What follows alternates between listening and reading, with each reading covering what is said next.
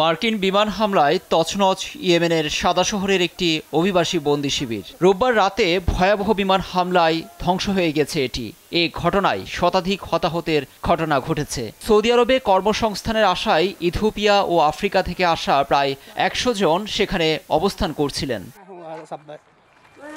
ঘটনার তাৎক্ষণিক দায় স্বীকার করে সোমবার বিবৃতি দিয়েছে মার্কিন সেন্ট্রাল কমান্ড। হুতিদের অবস্থান লক্ষ্য করেই সামরিক অভিযান চালানো হয়েছে বলেও দাবি করেছে যুক্তরাষ্ট্র।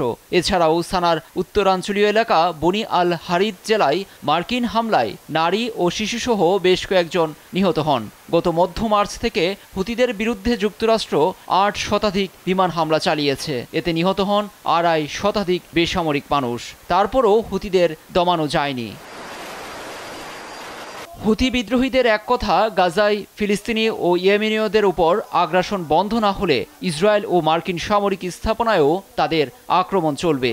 বিশেষ করে লোহিত, এডেন ও আরব সাগরে পশ্চিমা বাণিজ্যিক জাহাজ লক্ষ্যবস্তু হবে বলেও জানায় হুতি। ইসরায়েল ও মার্কিন রণতরীতে বহুবার ড্রোন ও ক্ষেপণাস্ত্র হামলা চালিয়ে নিজেদের শক্তির জানান দিয়ে আসছে ইরান সমর্থিত এ গোষ্ঠীটি। লুৎফর কবির, নিউজ ডেস্ক, দেশ টিভি। Right.